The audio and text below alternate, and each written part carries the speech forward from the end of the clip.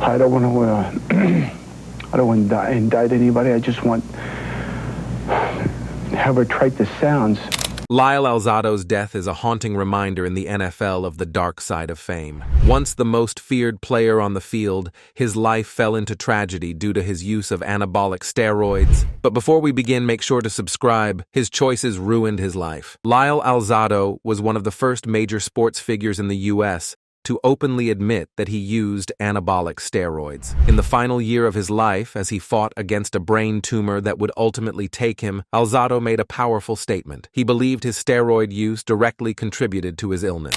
In a heartfelt article for Sports Illustrated, he reflected on his journey, saying, "I started taking anabolic steroids in 1969 and never stopped. Now I'm sick and I'm scared." He described how steroids had become mentally addictive for him, sharing a startling truth. 90% of the athletes I know are on the stuff. He recognized that the extreme sizes and abilities athletes often showcase aren't natural, saying, "We're not born to be 300 pounds or jump 30 feet. Alzado also revealed the darker side of his steroid use. He became increasingly violent, not just on the field, but off it as well. He recounted a moment from 1979 in Denver when a driver sideswiped his car. Instead of walking away, he chased the driver through neighborhoods, a reckless act that shocked even him. "I'd pull him out of his car and beat the hell out of him," he admitted, but by the end, the toll of his choices was evident. "Look at me now," he said, struggling to walk and needing help to steady himself. He faced challenges with his memory, taking extra time to answer questions, a reminder of how deeply his life had changed. Alzado passed away on May 14, 1992, at just 43 years old, after bravely battling brain cancer. He was laid to rest at Riverview Cemetery in Portland, Oregon. His NFL career was one with great potential. Lost for half the season. You need it right? Be able to go back in? I don't know. When Rich Tombstone Jackson, the starting right defensive end for the Denver Broncos, got injured in 1971, Alzado stepped in and made an immediate impact. He quickly made a name for himself, racking up 60 tackles and 8 sacks, earning spots on various all-rookie teams. The following year, he really started to grab national attention by achieving impressive stats: 10 1-2 sacks and 91 tackles. This surge in performance helped the Broncos secure their first winning record in team history with a 7-5-2 mark. As Alzado continued to shine, 1974 saw him gaining even more recognition. One publication named him All-AFC after he posted 13 sacks and 80 tackles, including 8 tackles for a loss. He was now regarded as one of the top defensive ends in the league, standing alongside legends like Elvin Bethea, Jack Youngblood, L.C. Greenwood, Claude Humphrey, and Carl Eller, several of whom have been inducted into the Pro Football Hall of Fame. That year, the Broncos managed their second consecutive winning season, finishing at 7-6-1. In 1975, Alzado transitioned to defensive tackle, where he continued to perform well, finishing with 91 tackles and 7 sacks. However, both he and the Broncos faced challenges, with the team ending the season at 6-8. The following year, during the very first play of the 1976 season, Alzado suffered a knee injury that sidelined him for the entire campaign. Despite this setback, the Broncos finished with a solid 9-5 record, though there were whispers among players, including Alzado, that they didn't believe they could make the playoffs under head coach John Ralston. This led to a coaching change, with Red Miller stepping in for the 1977 season. That 1977 season turned out to be monumental for the Broncos. They boasted one of the best defenses in the NFL, finishing with an impressive 12-2 record. The team advanced through the playoffs, defeating the Pittsburgh Steelers and the Oakland Raiders, who would later become Alzado's team, before reaching Super Bowl XII. Unfortunately, in that championship game played in New Orleans, they lost to the Dallas Cowboys by a score of 27-10. Still, it was a standout year for Alzado. He was honored as a consensus All-Pro and consensus All-AFC player, and he earned the UPI AFC Defensive Player of the Year award.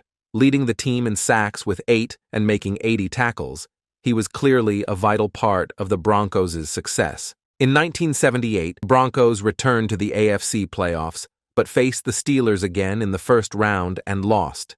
Alzado had another strong season, posting 77 tackles, 9 sacks, and even recording his first NFL safety, which was a notable achievement since he would go on to tie for second place all-time in safeties recorded. He was named a second-team All-Pro and once again recognized as a consensus All-AFC pick. However, in 1979, after a contract dispute, the Broncos decided to trade him to the Cleveland Browns, marking the end of a significant chapter in his career with Denver. His achievements kept adding to his power on the field. In 1979, Alzado earned a spot on the second-team All-AFC while playing defensive end for the Cleveland Browns. That year, he made a significant impact with 80 tackles and 7 sacks. The following season, the Browns had a successful run, winning the AFC Central Division, but falling to the Raiders in the divisional round of the playoffs. Alzado was a standout on the team,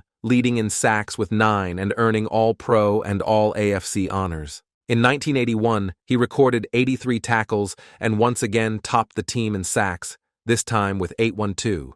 However, the Browns' fortunes took a turn for the worse, dropping from an 11-5 record in 1980 to just 5-11 in 1981. As a result, they decided to trade Alzado to the Oakland Raiders in 1982. Feeling rejected by the Browns reignited Alzado's passion for the game, and he went into training with a fierce determination. By the time he joined the Raiders, the team had moved to Los Angeles. Alzado showcased his skills during the strike-shortened 1982 season, earning the NFL Comeback Player of the Year award for his dominant play. He recorded 7 sacks and 30 tackles that year, which helped him secure a spot on the All-AFC team. This achievement marked the 6th time in his first 12 seasons that he had received postseason honors. In the 1983 season, Alzado played a crucial role in leading the Raiders to a Super Bowl victory. He made 50 tackles and had 7 1-2 sacks, starting at right end alongside future Hall of Famer Howie Long. The following year, he continued to excel, finishing with 63 tackles and 6 sacks. However, in 1985,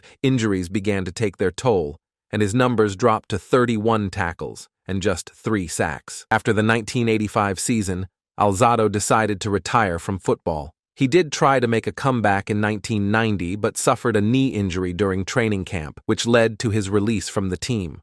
Over his 196-game career, he compiled impressive stats: 112.5 sacks, 24 forced fumbles, and nearly 1,000 tackles. He was honored with Pro Bowl selections in 1977 and 1978, highlighting his impact on the field. Following his retirement, Alzado took on a new role as a part-time color analyst for NBC's NFL coverage during the 1988 and 1989 seasons, allowing him to stay connected to the game he loved. In 2018, the Professional Football Researchers Association recognized his contributions to the sport by naming him to the PFRA Hall of Very Good Class of 2018, solidifying his legacy in football history. His off-field challenges are what impacted his playing style. Alzado was often described by ESPN as a violent, combative player known for his short temper. His intense style of play even led to a league rule against throwing helmets after he infamously did just that to an opponent's helmet. It's interesting to look at the background that shaped him. His brother, Peter Alzado, pointed out that their tough upbringing played a significant role in Lyle's fierce approach to the game. Growing up with an alcoholic father who was largely absent and a mother who worked tirelessly, Lyle faced a lot of challenges. Peter explained that this difficult childhood fueled Lyle's anger, saying, "That violence that you saw on the field was not real stuff." Lyle used football as a way of expressing his anger at the world and at the way he grew up. Interestingly, many of his teammates saw a different side to Lyle. Defensive end Greg Townsend, who played alongside Alzado on the Raiders, described him as having a split personality. On the field, Lyle was known for his ferocity and aggression, but off the field, he was a completely different person. Townsend recalled, "He was the gentle giant, so caring, so warm, so giving." This contrast between his tough exterior on the field and his kind nature off it shows just how complex Lyle Alzado truly was. Football became not just a game for him, but an outlet for emotions that stemmed from a difficult past, revealing a man who battled both his inner demons and the challenges of the sport. That is it for this one, but if you happen to like NFL Legends, make sure to check out our latest videos on our channel NFL Icons. I'm sure you will love it.